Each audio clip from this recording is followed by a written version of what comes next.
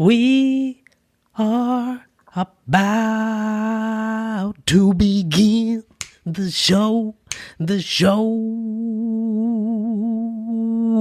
Yeah. This is a very special episode with Les Matheson. He's a software trainer at Bloomberg, but that's just the beginning of it.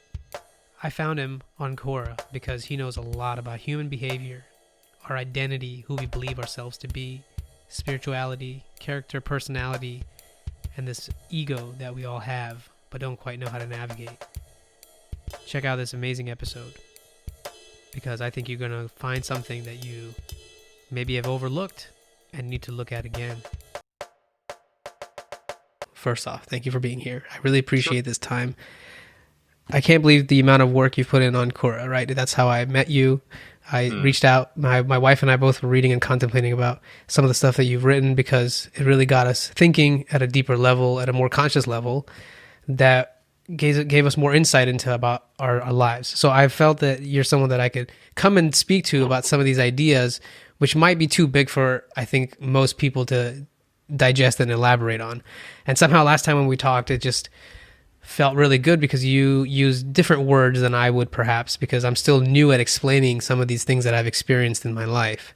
I haven't been doing it for that long. One of the main questions that found me with you was about being 28 years old and being lost, because I'm 28 years old right now, and I definitely go through waves of feeling lost and not being sure about my personality or my character. Yeah.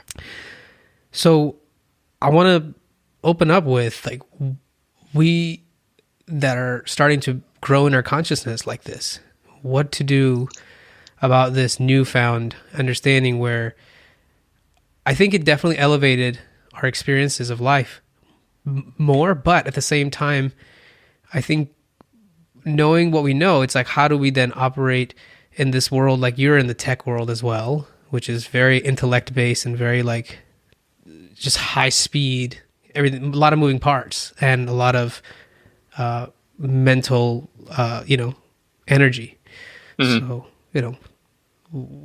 I think the navigation of that, like, I want to hear your thoughts about that. What would you say?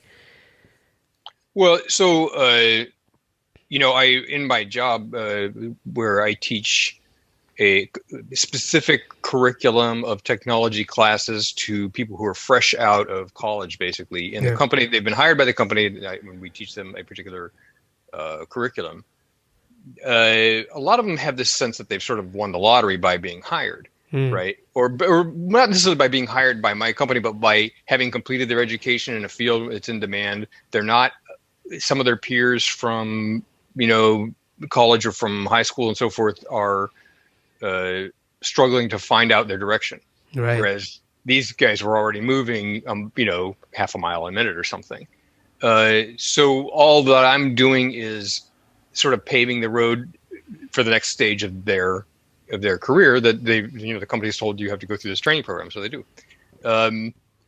But nevertheless, I still, between that and between, people that I talk to and I've encountered online particularly, I do talk to a lot of people who are a lot younger than I am, who are kind of in that stage. And there's a lot of these kinds of questions where, just sort of searching for my values, searching for, not my values, but I mean, searching for our own values. What are our values? Really question. And sort of navigation, how do I steer through the world towards wherever it is that I'm going, and I'm not sure where that is.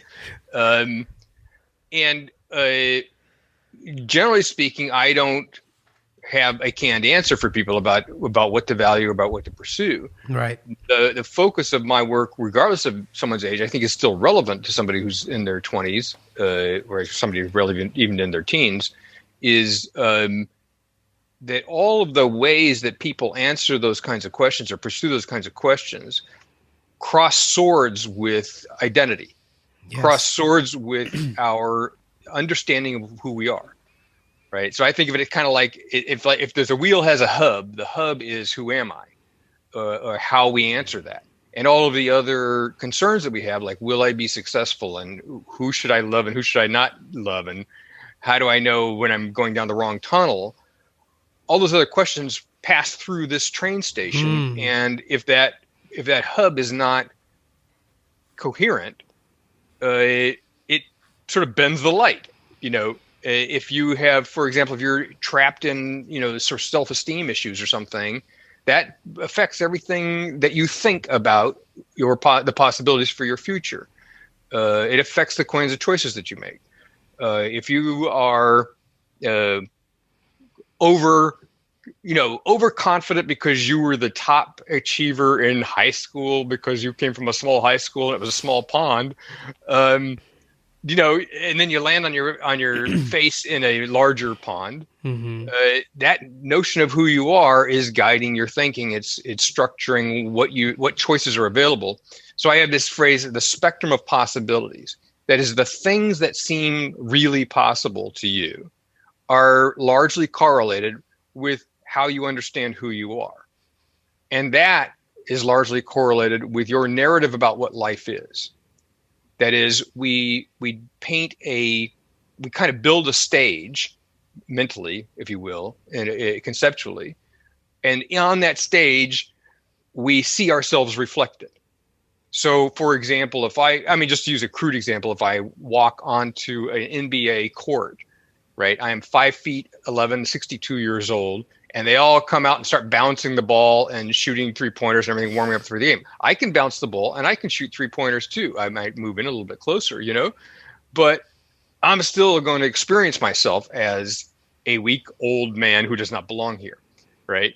And then there'll be some narrative about, why they're tolerating me on the court, right? Why did they allow this old man to come down on the court? So that's my mind working out sort of the stage, right? And then shining light back on me, but back on my self-concept in context of where I am and what's going on there. So I'm likely to feel awkward. And that awkwardness normally will affect my choices. If I'm invited, it'll affect how I interact. If someone invites me, to be point guard, I'll assume that they're telling a joke, mm-hmm. right?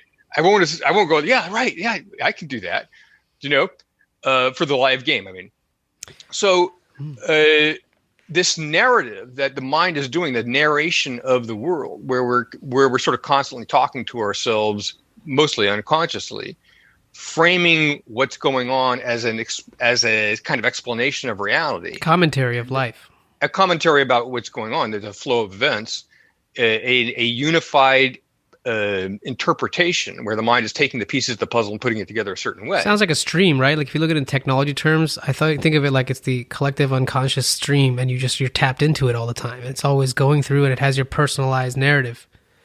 Yeah, and it's I call it a machine, right? Yeah, it feels like it. I call it the ego maintenance machine. So ego, say that again? The ego maintenance machine. That makes sense because it's what is used to keep that around. Yeah, so that's how, and this is normally how we understand what I means. That is, there's some usually unconscious narrative about the world around us and about how we fit into it. And so we sort of see ourselves reflected in that narrative. Mm-hmm. And without that narrative, the self-concept has a hard time finding any ground to be a tangible thing. So when you're 28, for some reason this number keeps coming up, and you've got a certain set of ideas about where the future might hold, that set of possibilities is what I'm saying is it's correlated with your understanding of who you are, what sort of animal you are, what sort of human being you are, the characteristics and traits that you have. And that is correlated with this sort of larger semi-conscious or unconscious narrative about what life is and about what's important and about how other people are. For example, people are always comparing themselves with each other, right? And will resist typically comparing themselves with each other, but it happens anyway. Am I smarter than others? Am I more attractive than others? And am I lacking something, or do I have something that other people don't have that distinguishes me? That kind of comparison raises the question: what's the measuring stick, and how did that get chosen? Mm-hmm. How did beauty become the measuring stick? If you're, this is very common with women. I just saw your answer about that recently to a woman that asked about her value judgment being all about how she looks, and she was very upset, and you gave a very blunt and honest answer. But anyway, continue. Yeah, no. So and that happens all over the place, right? Yes. If I'm in this technology field, often there's plenty of people who assess themselves, who understand their value in terms of how they rank on a kind of pyramid of technology. It's where you stand in society, I suppose. Yeah, but not just all society. Some distinct trait. Right. If I'm a lumberjack, I'm comparing myself to other lumberjacks. Right. I'm not maybe comparing myself. I might be totally okay with I have nothing about computers, but I can chop down a tree in 30 seconds. So that's my distinguishing characteristic. Right. So it's that kind of thinking that I'm talking about, that we have a tendency to sort of put ourselves into a pyramid where we see ourselves as being somewhat in competition with other people on certain traits. To what degree do you think is that true? Well, it's a common trait of the ego maintenance machine. When it has, but isn't it based on reality? That in part is real. Yeah, sure. Yeah. I'm not saying it's not based on reality. So I'm saying it's beyond a concept is what I'm trying to get at. Well, these are all conceptual things. But that's where it's interesting, because to a degree, you have to know where you stand to survive. Legitimate, fair. So it's because, think of it. If I know that where I am currently, in the neighborhood that I'm in, with the type of technology and the neighbors that I have, and what degree of certainty I have about, that's very essential to my survival. Yep. The reason I brought that up is just because my mind started to go, because I tend to go down these conceptual explorations, and I tend to lose sight of, well, to a degree, everything the ego believes is imagined. It's historical data wrapped in with input from the outside world, and then these words create these ideas and these thoughts, right? So, yeah, but I don't know if imagined is quite the word for it, because a lot of times perhaps not. Yeah. People's self-concept is often based in part on facts. Mm-hmm. Not everyone is entirely deluded, for example, right? Where's their slider? yeah. So, but assuming you have a reasonable level of self-awareness, and you're reasonably able to face the facts, it's still nevertheless true that your understanding of who you are is often correlated with or leaning on those facts. It's like, if I don't know who I am without seeing myself reflected in the mirror of those facts. Yes. Right. And so I'm calling this, I have sort of a big picture concept for this, and I call it other grounding. Other grounding means that, so grounding refers to the basis of truth for something. Right. If I do a mathematical proof, the grounding of my proof is the rules of mathematics plus my starting conditions. Yeah, right? That's the important piece. Yeah, you have starting conditions, you have certain axioms, and then you reason to a conclusion, and that's the grounding. Right now, if you say I have a pink unicorn in my kitchen, what's the grounding for that? Well, people would expect me to show evidence, right? Right. So the grounding is a word that refers to the basis of truth. How do we know that this is true? Question: where's the grounding or the evidence to show that you feel loving, but it's a real thing we believe it to be? Well, if you feel something, right? So if you have a feeling, you have a personal experience of that feeling, right? Yes, you have some sort of internal experience, and sometimes I would say, I think you would agree to a degree that it definitely affects your external experience. Oh, sure. You get it gets expressed, right? Yeah. If you feel like you really love something and you express that, right? Yeah. But then the ground for that is your own personal experience in the moment. That is the way in which you know it's true. Grounding just is a word that says, how do you know this is true, right? So if you have a strong feeling, you go out and you meet somebody and you fall in love, and you have strong feelings about them on that first date, the grounding for I love you might be, I feel a strong sense of affection and joy at being in your presence. I would say wait 6 months, but especially with COVID, yo. No, but it's just so all we're doing here is distinguishing the word grounding, yes. Right? So other grounding just means that what I mean by that is that the ground for my knowledge or the ground for my claim is something other than me saying so. Yes. right? Sort of it's something other than just my choice. And who is the me perspective. that is saying it? Well, it's a big topic, right? Right? Exactly. I mean, and this is so good. Let's take a moment to hear from our sponsors. Have you ever thought about starting your own podcast? Well, make sure you connect with Blossom Media Studio. They can help you with your podcast strategy, podcast editing, promotion and marketing, so you can get your time back to focus on recording great episodes. Thanks for being here. Okay. Because you've just this is exactly what I wanted. I wanted to get into the stuff right away. And what is it that this is one of the things I wrote down, like based on what you know now, what is your philosophy of life then? And what do you believe that we are all here to do? Let's explore that. Okay, so first I would have, I mean, to be really strict about this, so I have sort of varying levels of strictness, right? I like that. Like if I'm going to answer a question sloppily, give me the extremes, yeah. If I'm going to answer a question sloppily and be nice and be done in 30 seconds, true, I will often borrow the vocabulary of the question and try to color inside its boundaries, right? Like you gave me 16 colors in the crayon box, so I'm going to use 16 colors to draw this answer, right? Yes. If we got more time and we are allowed to be a little bit less cooperative, we take 16 colors, rearrange them, and come up with 64 colors, and now let's draw something, right? Right. But that takes time because you have to distinguish those other colors. And when you try to distinguish other colors, you end up with a lot of arguments about what's the meaning of this. Is this purple or is this violet or is it slightly off green? Mm-hmm.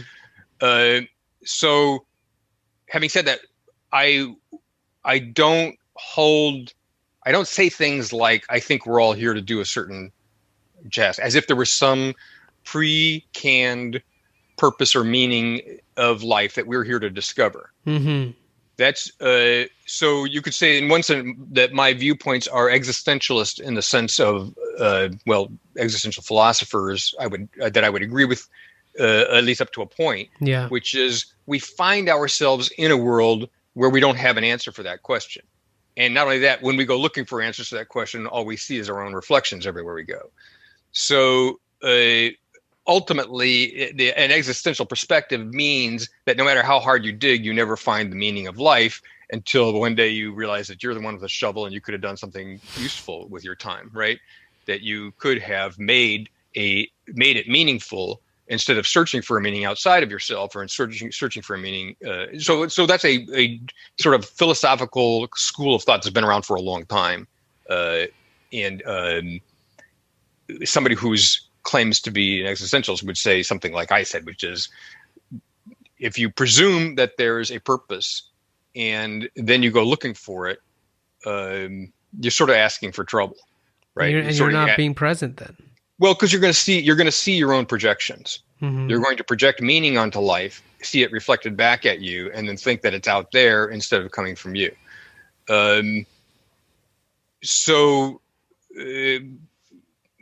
I don't, sound like famous existentialists in other aspects of how I think of things, my philosophy, I agree with that perspective that I no longer spend time answering what's the meaning of it all, what's the purpose of it all. I'm pretty clear, in fact, actually, I'm committed to the notion that I am the source of what things mean, and it's up to me to generate a satisfactory direction and a meaningful role for myself, and that I should not be trying to lean on, big picture stories about the way life is. In any case, I don't know. I guess that's not very helpful. No, you take responsibility for it. I mean, it is in a way, and it definitely opens up a few more things for me here. I think of this as like, okay, perhaps it's too big of a question for everyone to want to digest. Like, what is this all about? What, the whole life thing. But let's put ourselves in the shoes of what's happening, what I see happening. A lot of people nowadays are experimenting because they're home with things like cannabis or with psychedelics and things of this nature that give you in this altered state of experience, undeniably, where you really see your life, or the way I've described it is you see your thoughts as the movie that they are, and you see how you're both inside the movie theater and outside it at the same time. So it's like you don't see where you're really viewing from, so to speak. You're very much in this, like I've described this feeling as this infinite movie theater, and I'm like part of this whole black thing, which is like outer space, and then I have this peephole, this screen, and whatever's on that side of the screen is my life. My life meaning my character, like my name, what my parents, and what I've observed from like being a baby to now, and like just what I've seen through my senses from my family.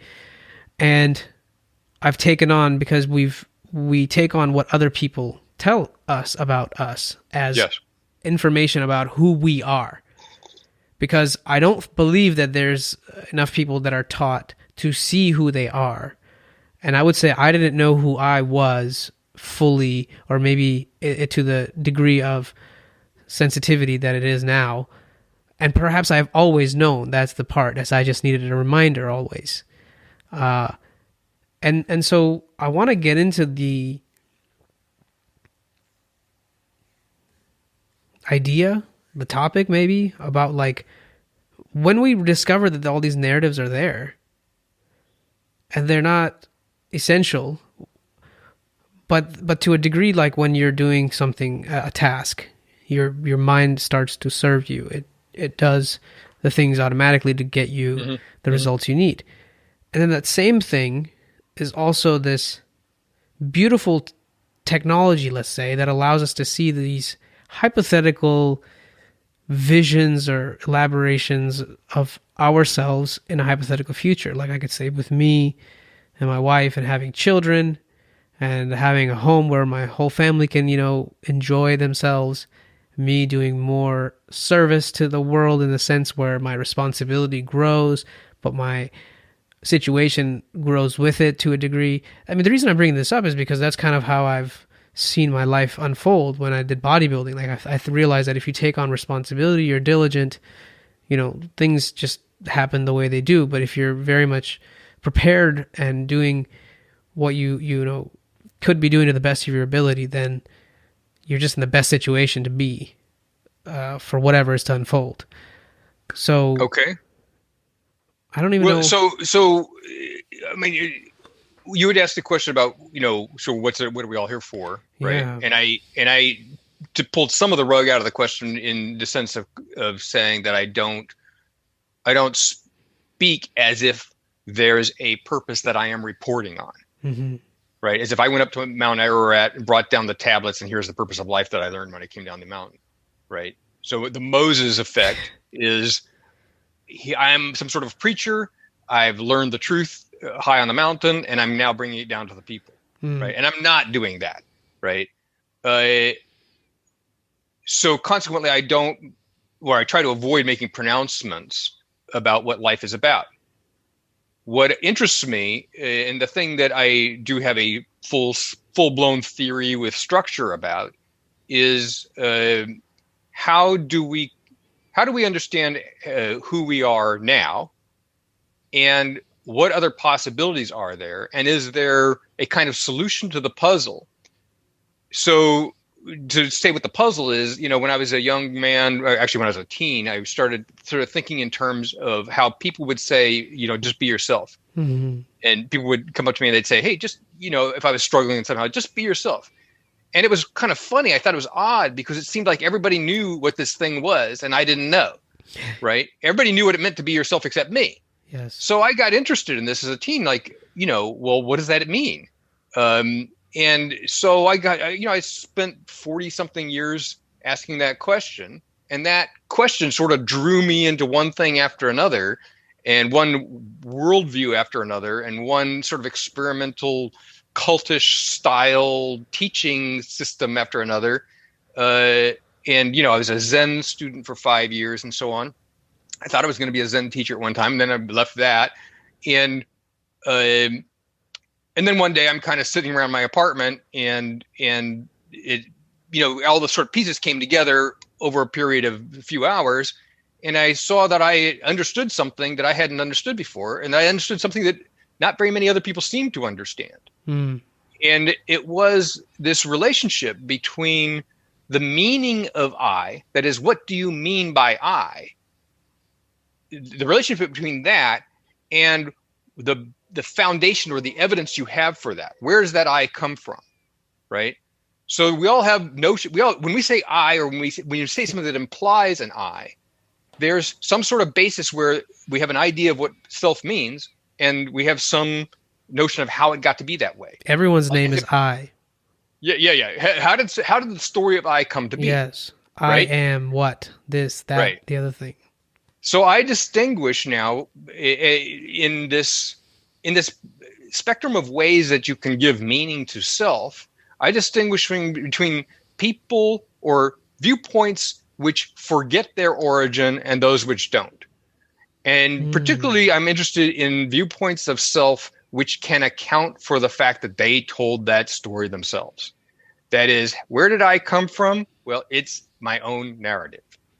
That has a very different quality to it than where did I come from? Well, life made me this way. I bounced around and my experiences forged me, right? So then the basis of my existence, the basis of my understanding of self is other. It's life bounced me around, or other people influenced me, or I had a particular DNA, genetic history. And so the meaning of I is given to me by the forge of life, if you will, right? And I didn't cause it. I'm not responsible for it. I'm just turned out this way. I can report to you who I am, but I have no real sense of power or authority about who I am, right? Because the life squeezed me out this way. And this is why I was extruded by the circumstances or by whatever my narrative is about what caused me. The other kind of self is my meaning of self is something for which I am responsible, something that I have intentionally and consciously brought into being. And I'm aware of where it came from. And there's no mystery about where my self came from because I participate in its creation. I participate in the evolution of what I mean by I. So that second category of self is a different sort of animal than a self-concept, like a memory of how I got constructed, right? I remember this thing happened to me when I was 5 years old and my dad beat me, and that gave me an idea about who I am, and that has stayed with me. I decided I was going to tough it out, so now I'm a tough cookie because of what happened with my dad, right? Those kinds of stories are the sort of the stuff of therapy, right? Therapists are always digging up these these self-defining narratives. So that's one aspect of sort of what I'm teaching or advocating or promoting, is that when I talk about true self, I'm talking about a self which narrates itself into existence and knows that it's doing that. The other is that there's a distinction between what I call discriminative meaning and transcendent meaning. So discriminative meaning is this notion that we take differences, like between black people and white people, for example, right? We take differences and then sort of amplify their significance and importance, and then put ourselves on one side or the other of the line, right? Oh, I have white skin, so I'm a white person. So that means I'm this kind of person, and so on. The discrimination is the process of wall building. And when we are reflecting on who we are and trying to understand who we are. And when you say wall building, I think it's important to say, because when we start building these barriers, we forget that that's the start of that process. And then where do you draw the line? Where do you stop?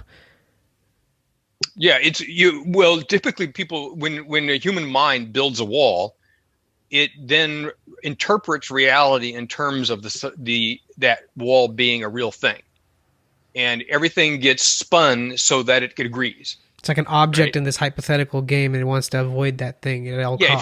If you have a racial prejudice, right, you will see evidence which validates that racial prejudice, and you'll constantly be getting reinforced. That belief will get reinforced. For example, I'm not saying that this that racial prejudice is the central topic about it. It's just a good example of discrimination. It's something that that's tangible to people.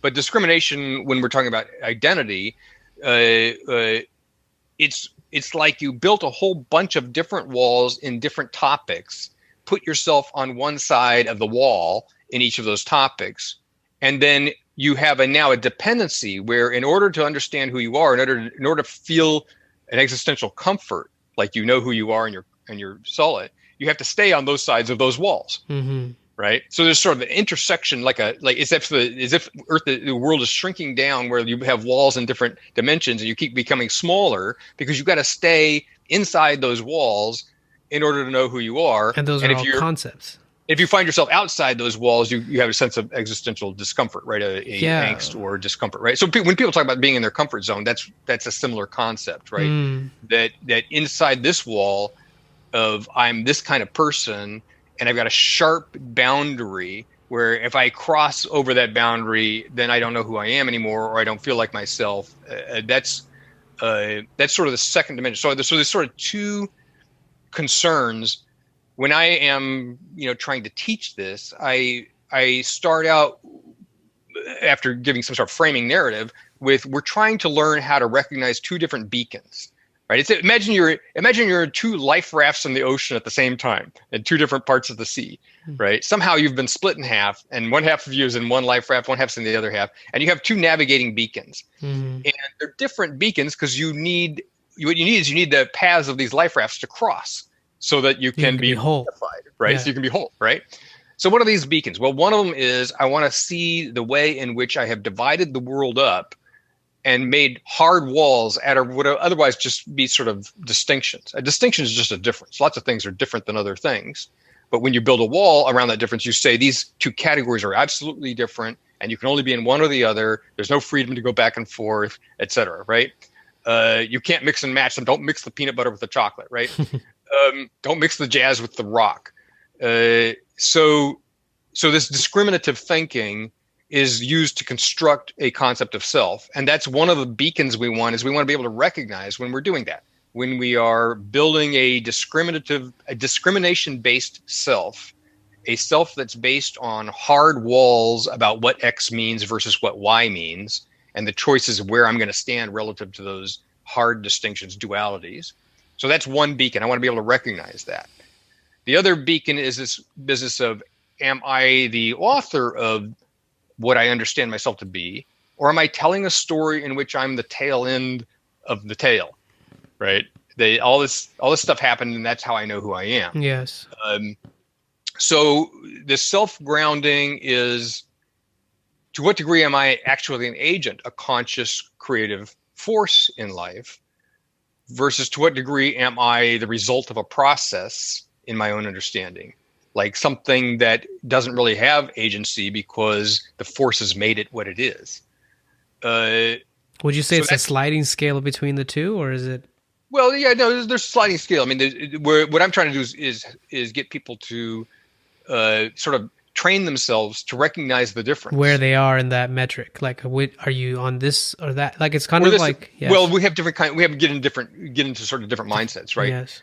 Most people are not one thing, right? They get in different mindsets at different times, but there's tend to be patterns, and there tend to be cycles where you tend to go through different sort of mindsets.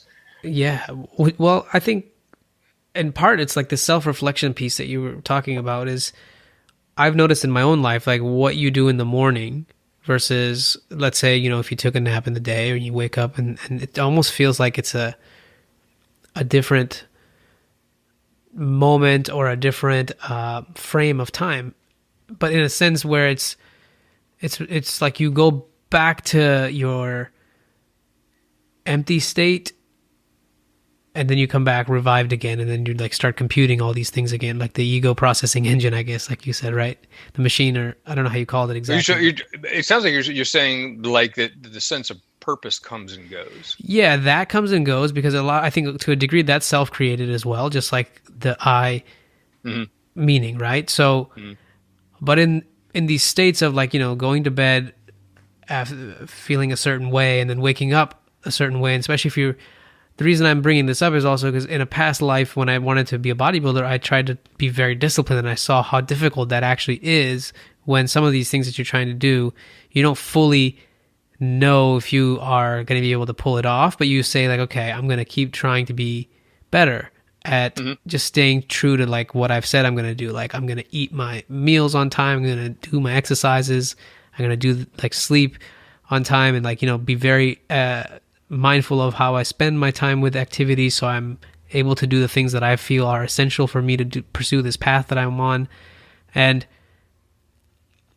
I think to a degree, like getting thrown out of that or feeling lost in that, is that just that, like, that's just a part of the process there, right? Like, and what do you say about that? Like, should we find a way to then keep coming back to the best possible narrative that is most conducive to us doing the most conscious amount of action?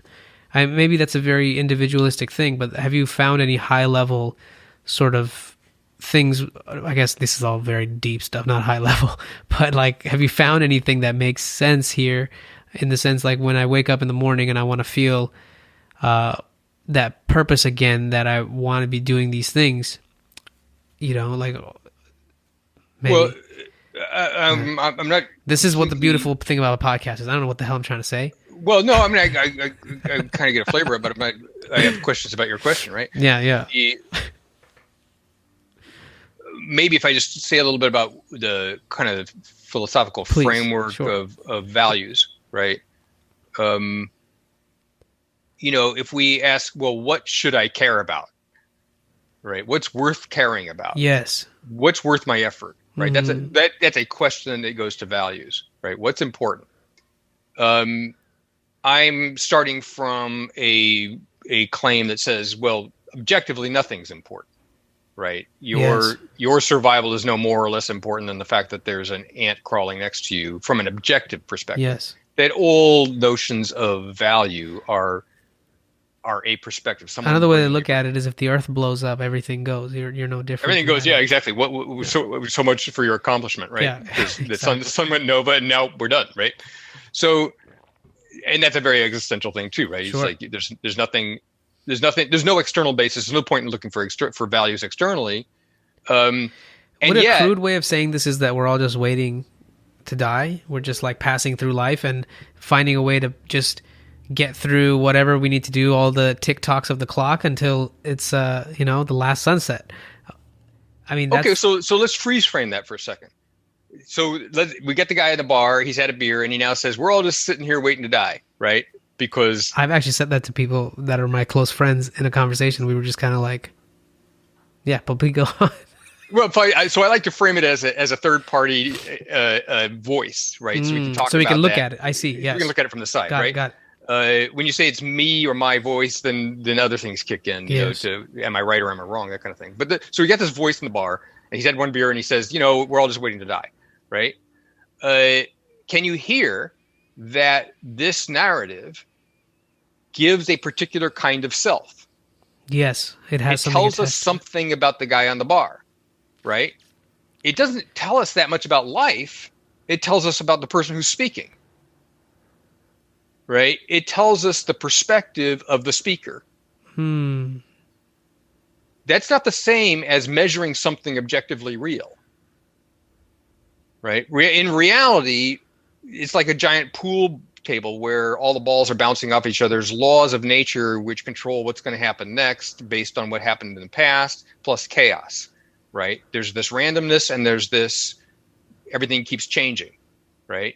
What does that mean is very much a human narrative to ask the natural next question.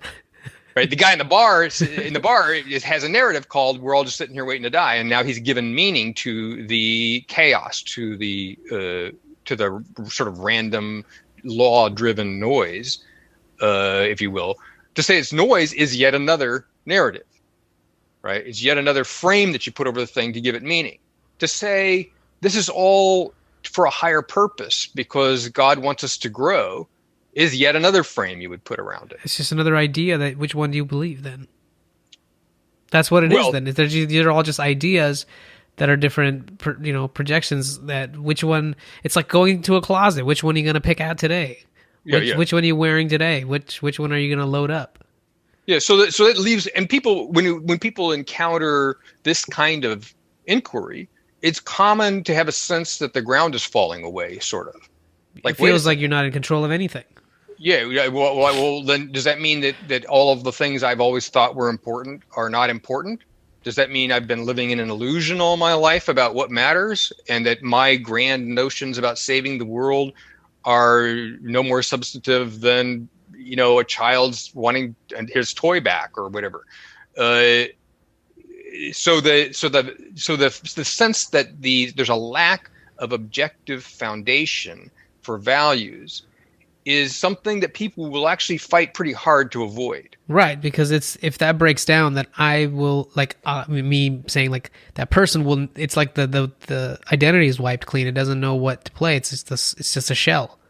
Yeah. So because I'm dependent on, typically speaking, the ego is dependent on a narrative about values for its existence, for its significance, for its valuation.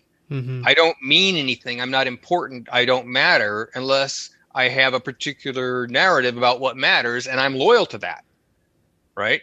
I'm the sort of person you can trust to do the right thing, right? So I've got a bunch of ideas about what the right thing is, and I'm loyal to that, and that gives me part of my identity. It gives me a sense of existence and significance that I would not have without this notion that there's an objective right and wrong that I am loyal to. I'm a soldier for what's right. Yeah. So that narrative gives me an identity, gives me a sense of being, and you will really have to fight pretty hard to get someone who's committed to that to give that up, and you really probably just can't. Right? Well, and it has to be someone that's wanting to. They have to be willing to explore to that level. It's a voluntary thing, right? So generally speaking, the kind of inquiry that you and I are talking about, and the kind of this sailing the boats towards the common location where the two green lights, the green light, when you're pointing the boat in the right direction, the light goes green, right? Yes. That is, you are untangling the discriminative thinking that puts up walls on the one hand in one boat, and the other boat you are untangling the kind of thinking that treats you as a product of something as opposed to a source of something, right? A source is the original place of where something comes from.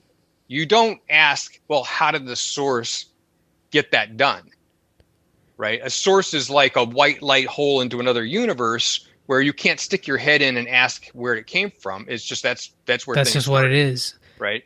Normally we live in a narrative, a cause-effect narrative, where we attribute each effect to a cause, and then that cause in turn we attribute to more causes, right? So we don't have any sources in our effect only narrative, right? You have a cause, but that's only because your frame is limited, right? If you ask, well, why did that cause happen? You have to go deeper still, and you find more causes that caused that thing to happen, and so forth. So you never get to what's called a first cause in that kind of logic, right? You never get to anything like God saying, let there be light, right?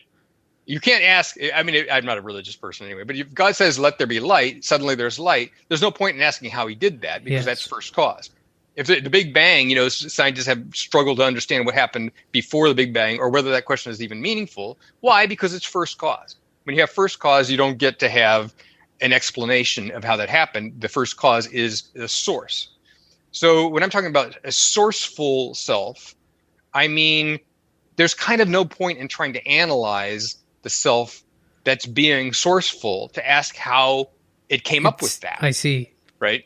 It's like, what is the awareness, like the infinite awareness that's watching all this? It's the infinite awareness that's watching all this. Yeah, shut up, right? Like, shut up. Like, you're just going to chop it up into pieces, and you won't, and what you walk away with it, if you've chopped it into pieces, won't be meaningful, right? I'm sure you're familiar with Alan Watts. I like some of the things that he says about this, where he goes, words are going in circles. They're all defined in terms of other words. Yep. What's the place beyond the words?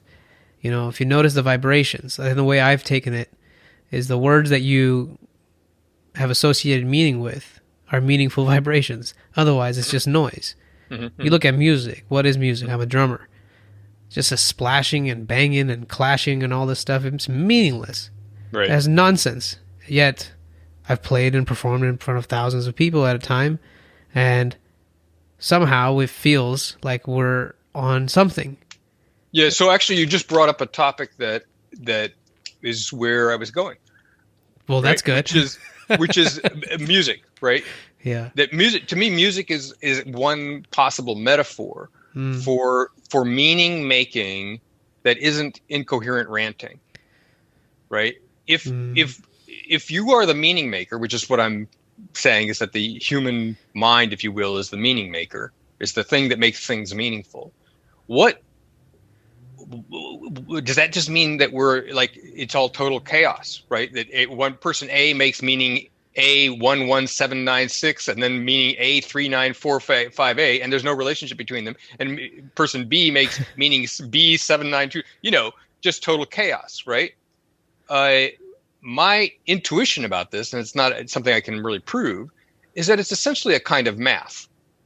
That the reason music appeals to people, music is very much math, of right? course, yes. The math of rhythm, the math of harmony, the math of melody, the math of musical note relationships. It's layers, stacked. Yes, layered mathematics, right?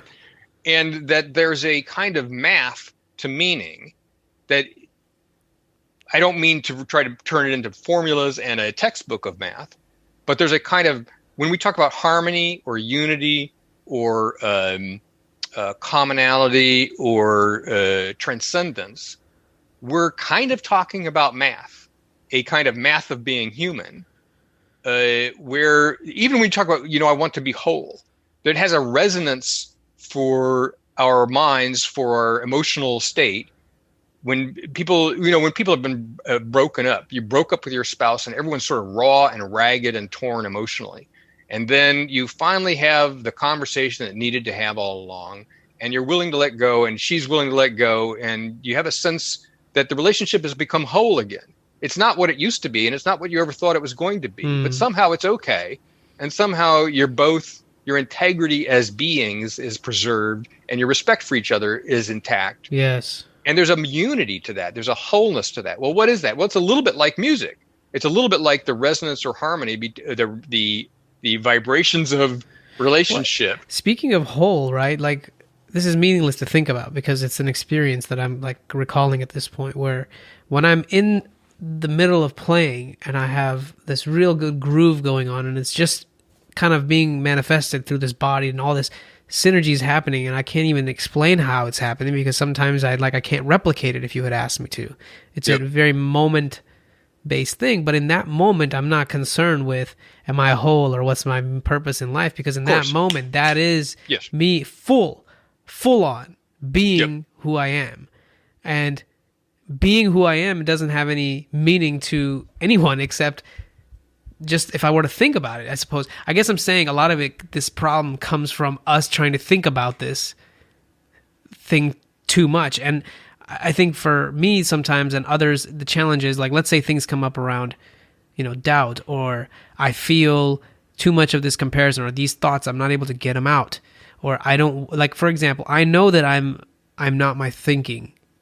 That's not who my I truly am.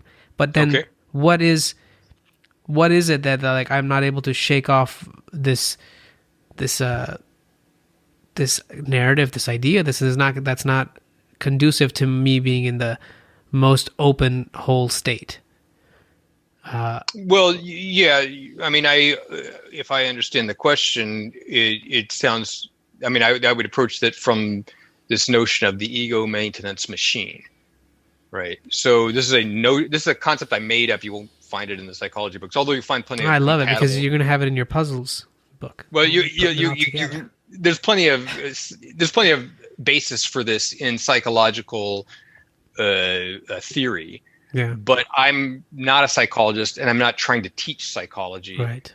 And I'm not that interested in, having it featured in the books of psychological theories and so forth like that. I just want to give it's a quick fix conversation about human psychology, right? So the notion of the ego maintenance machine is that the mind is trying to model the world for survival. Right. The brain is not just this detached abstraction machine. It's got a purpose in life that it was evolved for it has characteristics that are optimized for survival, right? We don't think randomly. We don't think abstractly in pure nothingness. We think in a context where with a machine on our head that is tuned for survival, and traits that succeeded did so because they helped us survive.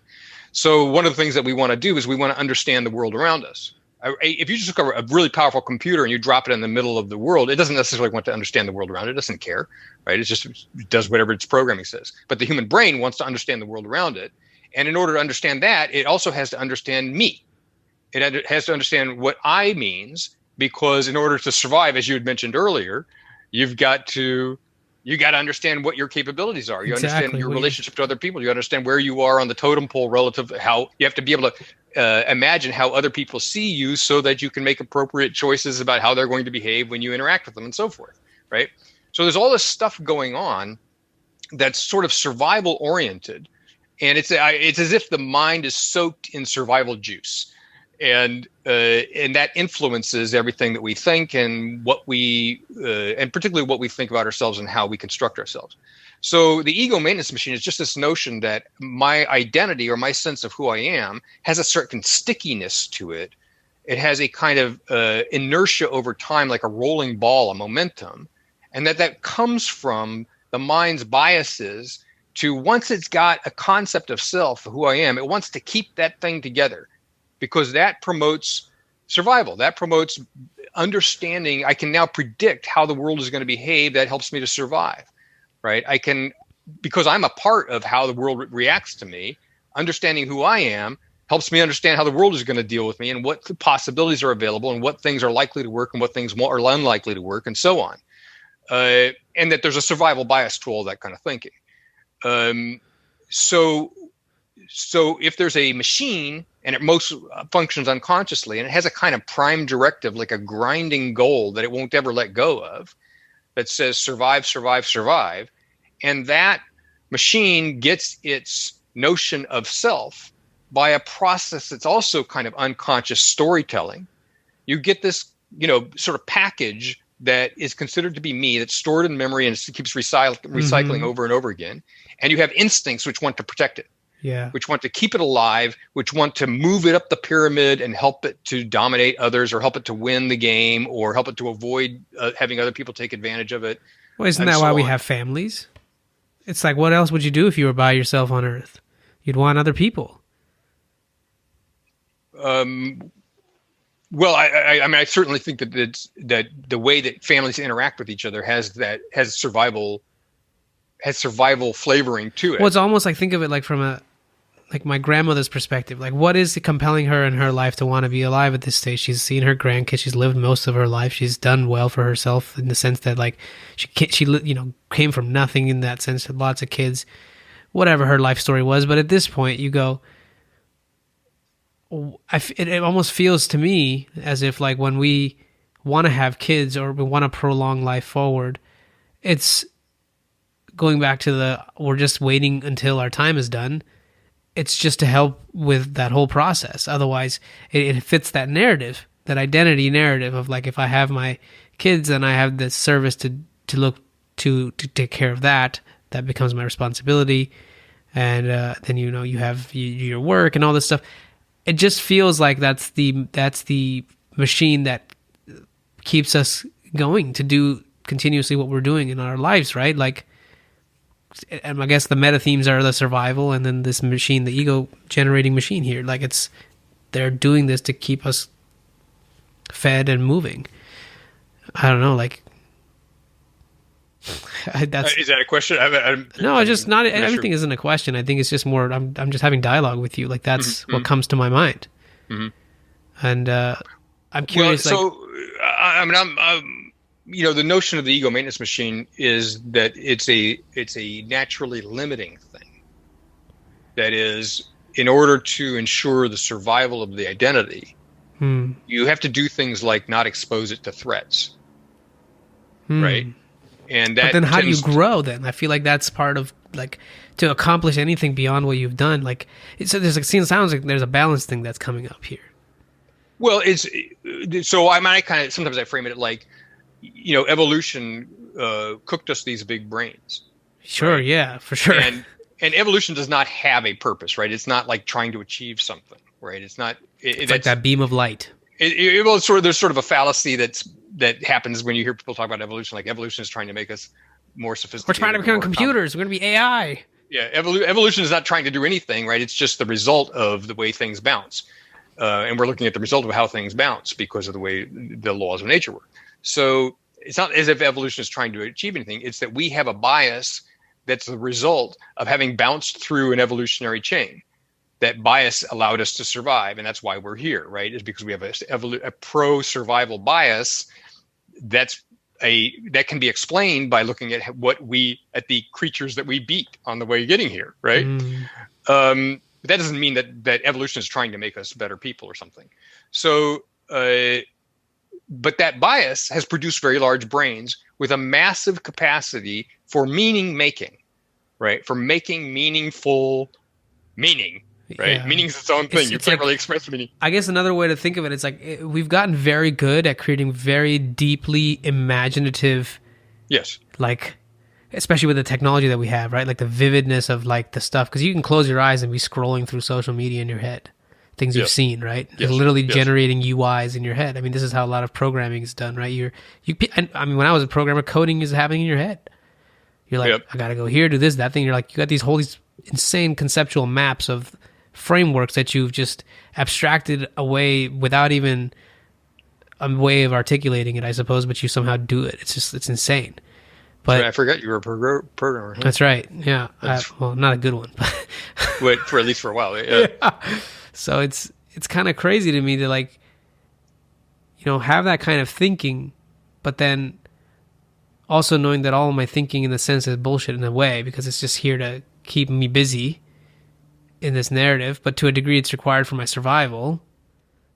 Well, but survival doesn't mean anything, right?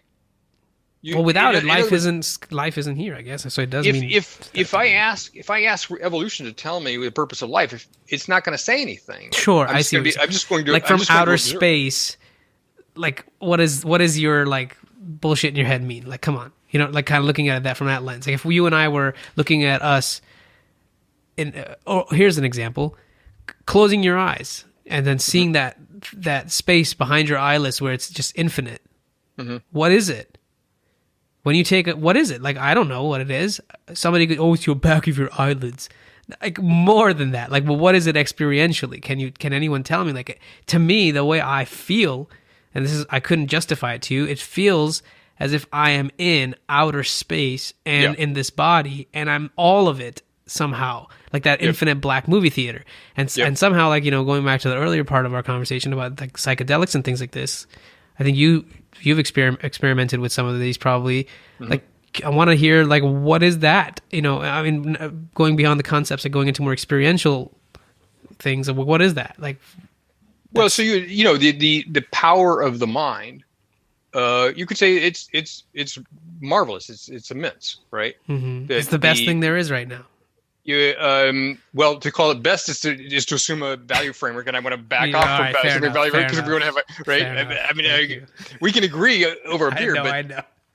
So I like that. So you have this immense power of the human mind that evolved, you could say, just as a product of natural law. But that doesn't. The fact that we have a survival bias doesn't. While it does sort of steer how we think and what we do and our values, and it influences everything because it sort of colors everything, it doesn't.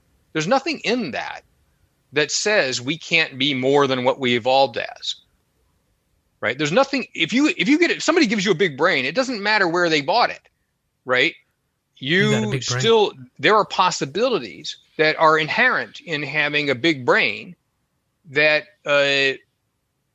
you don't have to say, well, this was a big brain that was cooked up by evolution, so therefore I just have to be a survival machine, right? There's no law that says you must use your big brain only for survival. So you can create art and music and wonderful things with your big brain, and you're not pissing the gods off or violating the laws of evolution. You're picking yourself up in a situation where you found yourself and making something new with what you found laying around. What you found laying around was this massive imagination and this great power to make meaning. And if you see that as an opportunity, yeah, and you aren't entangled in some narrative about the past about having to justify yourself or explain yourself or prove that you're good enough or those kinds of things, right? Then reality starts to look like an artist's palette and a blank canvas, rather than a problem to be solved. And, from the ego's perspective, where you've got where you've got an identity that has to survive in a sea of threats, life is just a problem to be solved, one after the other, right? It's an endless, when am I going to be done solving all these problems? Well, there's going to be another one, right? But that's the ego's perspective, because the ego is trying to survive in a sea of things that don't really care about it, or maybe even actively hostile. And so then life's always a problem in life. And the question comes, well, how can I solve the problem of life? But if you're not an ego, if you're not defined by that narrowed meaning of I, it's much more likely that life starts to look like what an artist sees when they go into a junkyard, potential sculpture. Yes, it's old beat up cars, but look at that. There's a transmission that's just the right shape for what I'm imagining.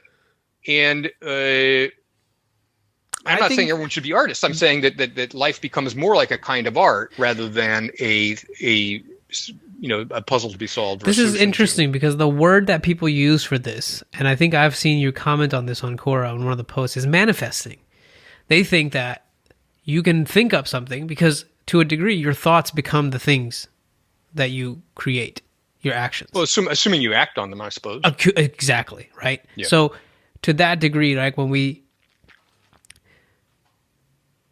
like are thinking in our minds, because we're always thinking stuff unless we're like completely attentive to our breath or something like this, where your attention is looking, piercing rather than engaging with that thought dialogue. But I can't help but, and I'm sure you have something to say about when we're ideating about this amazing future of self, where we want to be in that future of futures, like, self, whatever we want to be in that future. How do we keep ourselves then still grounded in the present of what we have to be doing and not let that become sort of bigger than the current day-to-day? Because, part of it is like the day-to-day life may seem very mundane, but it's like when you get to something that you have been maybe dreaming about or thinking a lot about, usually those are culmination of long-term things. They're not, and then they're also in that sense a moment. Like, for example, I think last time we talked, I was telling you about I've been seeking to become a bodybuilder and win a show. That was all I wanted. I didn't care about like money. I didn't care about the trophy. I just wanted to accomplish that checkbox to me. And so after losing, so you're am I correct in thinking you don't do the bodybuilding anymore? No, I don't do any of that. Or not as seriously, or not at all? No, I don't even do. I barely work out. I'm fat now. Oh, okay. So I just wanted to see how this fits. Yeah. No. So at one point you were a bodybuilder in competition and all that stuff. Exactly. Right? And have taken all the drugs and everything. Right. So I did, because I wanted to take it to the level where what would it be to be a professional in this? Like, I took it as seriously as I could. Just like, I don't know, I tried to do it as diligently as I could, right, with everything. But at the same time, like the night I won, let's say, on the stage with the first 2 rows full of people that came just to see me. And nobody's seen how much pain and work I put into being that way. I felt terrible. I was like, whoa, now what? Like,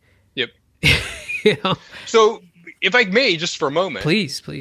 So this happens, right? That people pursue a goal. They climb the mountain. They get their hands and fingers bloody in the process. They are pursuing a great thing, or something that's held as very high value, right? And then it happens, and there's this letdown, right? There's this like, well, wait a second, that was supposed to change the world. That was supposed to And I would say it this way: that was supposed to put ground under me. Right. That was supposed to tell me who I am. Right.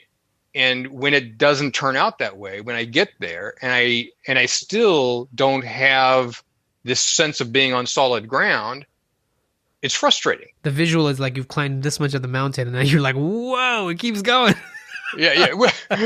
So there's a distinction here. When the thing that I'm pursuing is a goal primarily because I think it will solve my existential concerns or doubts, it's never satisfying. It's never enough. When the thing I'm pursuing is worthwhile for its own sake, then I'm a part of something larger than myself. And it turns out, or whether it turns out or not, there's more self-expression in it. It's like I would do this without the bigger value. Yeah, when you would get out of bed in the morning to do that thing because it has its own value and you want to see that value realized in itself. It's like I guess it's like a stateless, ownerless maybe. Ownerless. Right? There you go. Like it's like for example, the activity is justified within the activity itself. Like working out is exactly that. Now that you put it that way, because it's like you go and you're gonna do this, this, and this, and this, and it doesn't mean it's just movement, right? But you're like, no, but that's what it is. It's just movement. I'm gonna do it. And that's it, and I leave, and then I go about whatever else I gotta do. But that to me was like, well, this is what you do. And I think part of that is like, I know you've commented about like not having necessarily a morning practice as if you're trying to get better, but I feel having some sort of a thing that you do as a maybe daily training or a practice is very good at calibrating and keeping yourself in that optimal like narrative, I suppose, because you don't deviate too far from it. Would you agree with that? I mean, just discipline works, right? Yeah. I mean, if you're saying that discipline works, I would agree discipline works. But in terms of, if discipline is a tool, what are you trying to build? And if we distinguish between, I don't want to put a hard wall, right? Because that's contrary to what I'm teaching. But if we distinguish between I'm trying to build myself, like some concept of who I am, versus I'm trying to build something that has value for itself, discipline has value in both of those contexts, right? But there's going to be disappointment of some kind if the goal is make myself into some monumental thing, right? As opposed to the goal being make something that is monumental for its own sake, that others can participate in, that everyone can appreciate. Would you say that's what like a business opportunity would be, like an ideally, in the sense if it wasn't just a lot about of businesses are like that. A lot of businesses are that, right? Yeah. We're going to make money, but the money is a little bit not the entire point. If I just want to make the max amount of money, maybe what I should do is day trading. Yeah. Right. Where I'm just like playing the zero sum game better than other people play the zero sum game. Right. That's not necessarily creating anything. If you look at, I don't know, Tesla or something like that, I don't know. Like I understand. It's not you're not creating anything. You're just kind of, what are you doing? Right. Yeah. So if business is all about making money and it's all about how much money we can make, that has a kind of a soul eating quality to it, right? For sure. And people it has feel a tendency that. You can't find a resonance between your own values and let's just make lots and lots and lots of money. Yeah. A lot of people find that can be off-putting, and for good reason, I think, because it doesn't give you a place to express a deeper commitment about who you are. It just says it's a zero-sum game and I'm going to outdo you and I'm going to take your money and put it in my pocket, right? That kind of thing. But there's a place for making money in business. Otherwise, you don't have business. But anyway. So to maybe wrap up a little bit more here, I want to know how this journey that you've been on, maybe you can comment about, of course, the Quora piece. I mean, you've posted, I think, replied to almost 7,000 answers or something, questions. Which seems like a lot. That's also 6 years. So, but seriously though, like that's not just 6 years of like, oh, let me just do this like on the side, like you did to a degree. I mean, you do a lot of things, but I mean, that's a lot of conscious attention that you've poured into explaining to the best of your ability. And I don't think that's nothing. That's huge. I think most people don't have that type of discipline to do that. I don't even know if this was about discipline for you, so I don't want to put that out there. And it's more of, how has that been in your life, and also in the journey, like, what has been sort of like the well, thing to take away? I'm trying to build something, right? I'm trying to build something that I think has value for its own sake. And the fact that it's hard sometimes to even say what the thing is. Yeah. Because is it that you don't know entirely what the thing is? Well, no, I think I do know what it is. At first, I didn't. Right. At first, I had I was so more it came together and became more of a thing. Now you can. I see. So I had this insight, if you will, on this afternoon, in September of 2014, and this. When I tell the story, the story goes through a transformation on that day, because things that I had sort of partly understood and heard and wondered about and believed and then not believed and so forth, a bunch of pieces all sort of came together and glued themselves together on that day. And my current perspective is mostly a derivative or an evolved version of what happened on that day, and that hasn't really come apart, right?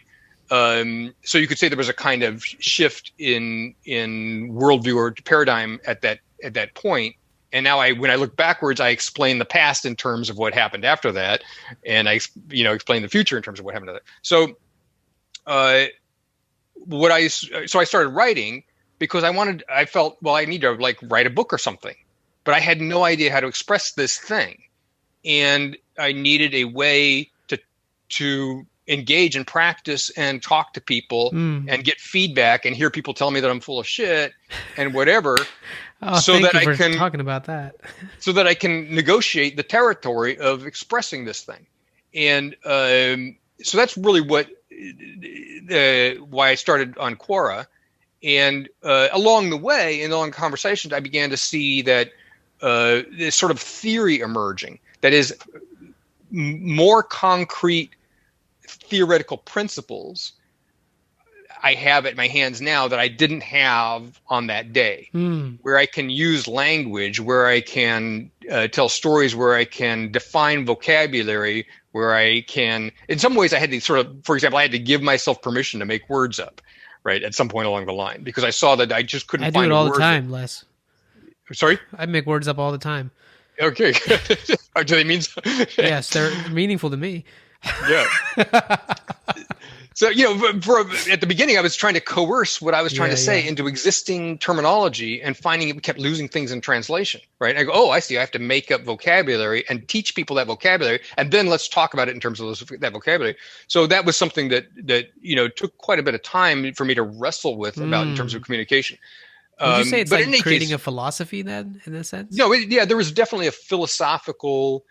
You could say that this would be, on the shelf with the philosophy we're done, except that that's also dry theory doesn't typically do people any good, right? Sure. There's lots of philosophy books on the shelf that aren't doing anybody any good, that don't make any difference. So there's a difference between having a kind of a movement that's alive versus having a theory figured out and stuck on the shelf where people can look it up if they're curious, right? A movement that's alive, and a meme that's alive, has a tendency to propagate itself because of its own traits, right? Its own, you might lose track of where it came from, and that'd be fine. The thing a wave has its own life. That's distinct from all the particles it picks up and drops down along wherever it's going. So how do you start a wave is kind of one question that arises for me. Like, you look at you go to the ballpark, right, and a wave starts. Well, who started that? No one's going to be able to answer that question, because once it gets going, it has a life of its own. Yeah. So I'm curious in how you start a wave that has a life of its own, and I would not at all mind being forgotten, or even whether or not it's even my wave in any meaningful sense. But there's a wave that I see wants to happen, and I am. You could say I'm trying to see how you get that wave going, and I think that it has a particular structure, that a particular kind of ideas that fit together are the essence of that wave. And I have no clue how to do that, but it gets me out of bed in the morning, right? And if that were to happen, being forgotten and dying would not be a problem at all, because that wave is what anyone who's involved with it is part of that wave, right? Yeah. You don't.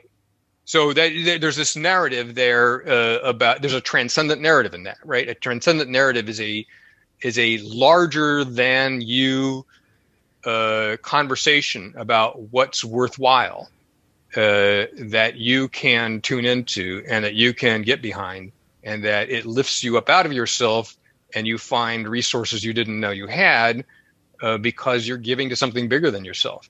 And when people do that, then their actions have meaning. Brushing your teeth has meaning because it's all part of that wave. Right. It's all part of the thing that you are giving to. It's part of that process, right, that you've defined to just follow. And like, talk to me a little bit about, you said that people in the beginning didn't, they said you're full of shit, because there's something about trying to talk about things that I think align with you and I around discovering sort of the deeper parts of our existence, and we want to help other people that are maybe struggling with it to a degree. At least I feel like you're trying to do that with your posts and replies, and I'm trying to do that in a part with my podcast and with the way I treat people with kindness and with my love and all that, and try to be as open as I can with what has been given to me. And when we do live in a world where that comes, where negativity and other people's strong projections come like that, how do you navigate that? Well, I have been told that I'm full of shit many times. And one thing is that I think there's an art. So first of all, I don't want to persuade anybody who doesn't want to be persuaded. Right. And I do see that a lot in your writing. It's not persuasive in any way. It's just, you're trying to lay it out as objectively as you can. And it's like, take what you will out of it. And if you don't like any of it, then whatever. Like, I do see that, in, at least in the last maybe 100 answers that I've read of yours. I haven't read all 7,000 yet, but I'll get there. You will give up before then, believe me. There's no. So a lot of what, the online debates that go on, for example, sure, are really ego battles, right? Yeah, it's my viewpoint, my political viewpoint or whatever like that versus yours. And there's a sort of war of ideas because I'm deriving my identity from my beliefs. That's another case where you got a framing narrative, right? This large scale story about the world tells me who I am, and I'm a soldier in that war, right? Yeah. So that kind of identity is one of the things we're trying to unplug here, right? That dependent on discriminative narrative. I'm heroic in my own eyes because I'm, fighting with the other.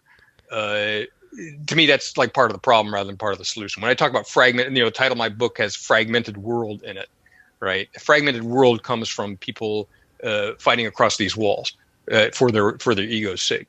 But so I don't find people who disagree with me and start arguments with them, right? I am looking for people who have a puzzle and maybe don't know where to go with it, or they're stuck, or they're frustrated, and I'll toss an idea into that stew, right, and see if they grab it and want to do anything with it, right. And often the answer is no. A lot of that falls on fallow ground, right? There's no fertilizer there. But maybe somebody else comes along and reads, and maybe somebody else gets out of it. I've received an enormous number of messages from people that I never heard of, never saw them show up in my feedback online. Yes. Who say, I read this thing, and can you help me understand this like that? And I'm like, who are you? Right. Why didn't you ever say anything at the time or whatever? Why didn't you comment? Right.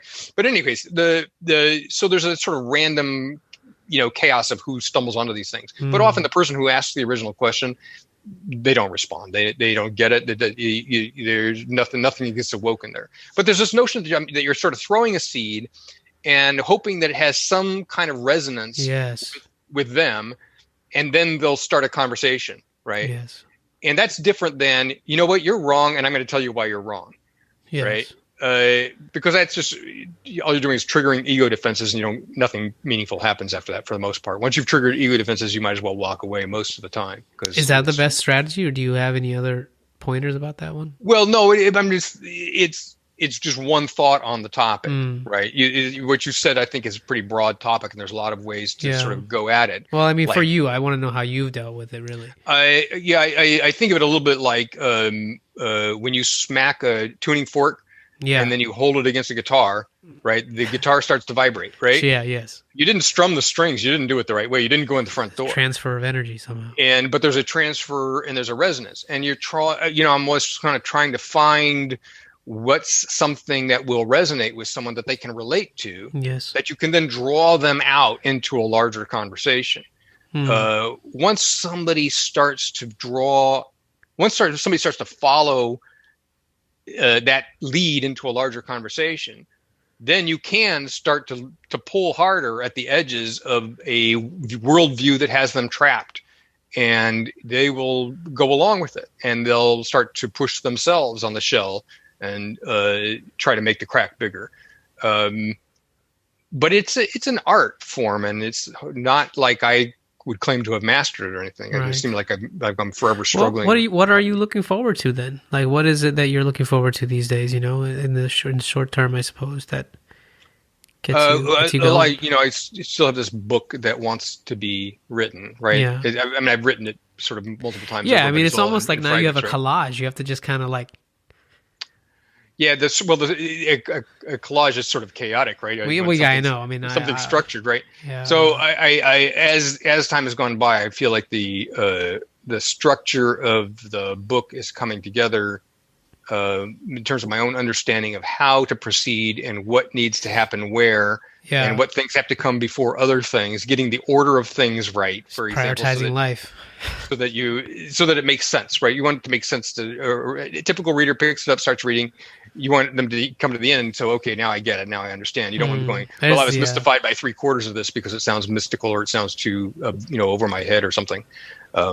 So getting that, I feel like that's coming together. So in a certain sense, all other concerns about what would make a wave, take a back seat to finishing this stupid book. I love it.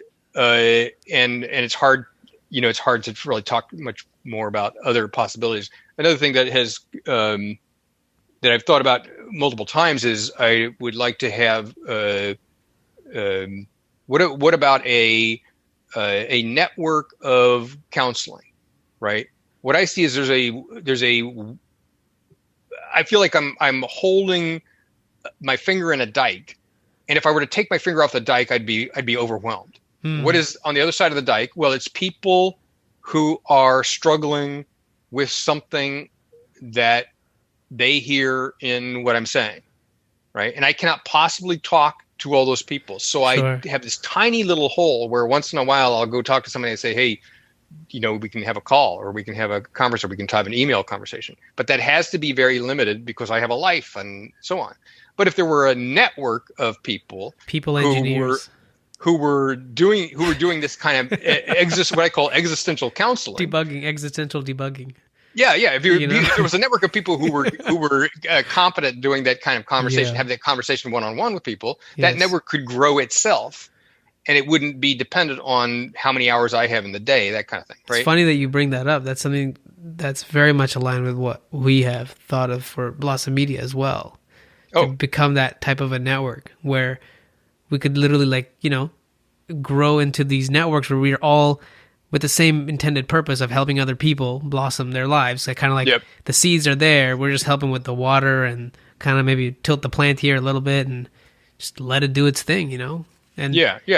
I'm all for that. So the notion of an organically growing network is something that occurs to me as one possibility for how you would get a wave going, right?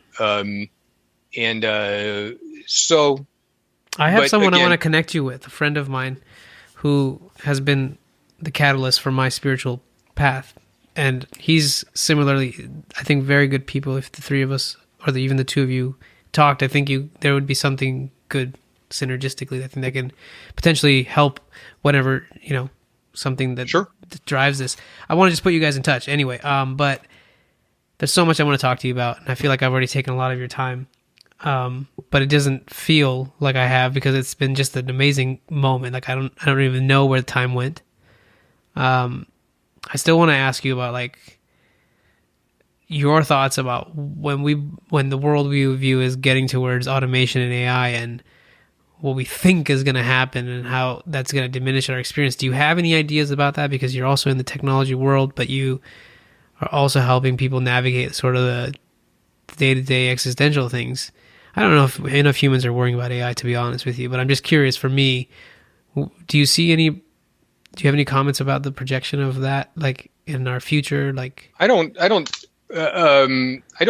what I don't have a projection about the social impact of AI, for example, right? And one way you could look at it is, well, what's the social impact? What's it going to do to people's jobs, to people's sense of self? If there's machines that are smarter than they are, for example, right? All that. Personally, I'm, quite clear. I think that the meaning of my life is in my hands. And so I'm not concerned about machines somehow undermining that. Right. But it's certainly from a social standpoint, societies have a psychology sort of that you can subject to that kind of analysis and ask those kinds of questions, and they're meaningful questions. How would a group of 1 million people respond to having machines among them that are smarter than they are? Right? I don't know. That's an interesting question. I don't have any particular answers. Well, it's okay. Just something that came to my mind based on just, I wanted to see if you had a perspective based on your. I mean, what I would do with those 1 million people is have this conversation, the ones that you and I are having, right? Well, I would have that conversation with them. Yes, exactly. And so I would love to, after this podcast, I definitely would love to have continued engagement with you in any capacity and any amount of help that I can bring to you, because, I'd love to be part of that network that's continues to help other people as well, especially in this journey. And this is something I feel like it's catching up based on, I'm good at seeing patterns. And that's how I learn music. I still, to this day, don't know how to read music that well, but I'm very good at picking up patterns and things of that nature. And I'm noticing that there's a real thirst that's being driven up like crazy in people, where their seekingness is going up a lot, and I think your content with Quora is a testament to that, to obviously an obvious metric, and also the way how much I observe on social media and what's going on with people. I think it's there. So it's just like, I felt the same thing that I'm saying now when I was in bodybuilding, because when I started bodybuilding, I was still kind of in the era where people weren't really posting it on social media. It was still this taboo thing you didn't talk about. And a lot of the people that I was talking to were still like sort of the older people from the 80s and 90s that did, kind of this Venice Beach style thing, in California, whatever, like the Arnold life, I guess you could say. But I still kind of saw that boom of fitness pop up into the internet world, and how that's crazy now, that whole ecosystem. I do see that same sort of spike, especially due to the advances in our technology and how it's programmed so well to keep ourselves on there. And those of us that don't have that growing sense of self-awareness can get programmed unconsciously by the data that we're consuming, right? There's a great documentary about this, Social Dilemma, that came out just now. But for me, I see like this wave of producing more into this funnel of content that's online for other beings out there, where we're doing these types of conversations, because I think a lot of things that I've asked you, I think to a degree, it's not like I had a lot of this canned. It's just somehow my being has absorbed this from the ecosystem that I'm in. And it wants to express this with you. And whatever you say is kind of like from your, roots, I suppose. It's like trees talking to each other, but from like different ecosystems. If that makes sense. No, I got it. So again, man, I really want to thank you so much for just taking the time to be here with me and just spend it with me. It's invaluable, it's timeless, and it's greatly appreciated. And in my heart, I feel a lot of love for you. And I want to say that it's really something. It means a lot to me that we were able to talk, because like I think I told you last time when we reached out, I just instantly felt like, that when I was telling you about that closed-eyed experience where you're connected to the universe, it just felt like I was just reaching over to pointers to the same thing in hyper whatever dimension. Anyway. You struck the I just kind of you struck the tuning fork and held it against the body of the guitar. And I was like, ooh. Yep. It was great. So any closing thoughts before we get out of here for tonight? And do you want to share anything about, like, is there a name for the book, you think, or any? I think you have it. There's been a name for a long time. Yeah. Right? So tell people, if they're listening to this, what it would be called, and hopefully if you plan to have it out next year or in a few years, what do you think? Well, so the book is called, what is it called? 6 years later, the same thing. So it's called True Self and the Fragmented World, right? But no, it's called the One Piece Puzzle. The One Piece Puzzle, and then that's right. The One Piece Puzzle, meaning, so imagine a puzzle that only has one piece, right? How can it be a puzzle if it only has one piece? It's that kind of paradox is sort of woven into the One Piece Puzzle, True Self and the Fragmented World. And the fragmented world refers to the notion that because we don't have a unified sense of being, that we have a tendency to get our being by fragmenting the world, by chopping ourselves off from others and having a kind of oppositional relationship with the world, right? So the world fragments into smaller and smaller chunks. The jazz players won't play with the rock players. The country western people won't play with the Kentucky western country. The different bluegrass players won't talk to each other, right? So you get smaller and smaller fragmentation because people are trying to define themselves in such fine-grained ways that they can't relate to others, et cetera, because their own being isn't really unified in the first place. So in any case, that's what the book is about. And when do you hope to have it out? A couple of years ago.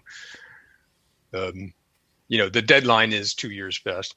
So there's no real deadline, but I am confident that the structure is coming together. I write actually pretty quickly. I have thousands of pages worth of content, but it's almost more like an editing task. Yeah, I feel like that's what it is. Getting that into a compact form. Yeah. Getting what makes sense. I've actually written my own software for managing the structure of the things so that I don't get lost where, like, if you have a concept A and then concept B, and concept B depends on concept A, you want to make sure that you get A first. So how do you rearrange the order of the book if you have those dependencies? It becomes a very complex sort of spider web thing, right?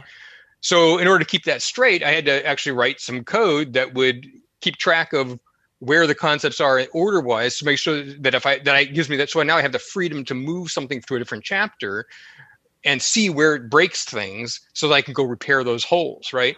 So it's kind of a big job, but in order to produce a small book, the plumbing and the infrastructure around that is actually what that sounds like? It sounds like you wrote like a piece of code, but instead of writing code, you wrote all the functions and you just wrote comment blocks. And now you're calling and invoking different things to render up different scripts. You know what I mean? Like, just to make this beautiful thing. I did want to mention one thing before I let you go, though. I think I maybe mischaracterized myself a little bit. So in terms of I don't code as heavily as I did before, but I help people leverage the power of coding now through a visual-based integrations tool that I help people with, and so I do still, to a large degree, I'm involved with engineering. I've engineered this entire studio myself. I created it, and the production of it, and also I still help big enterprises with their automation journey, or they're automating mundane things of that nature. Right.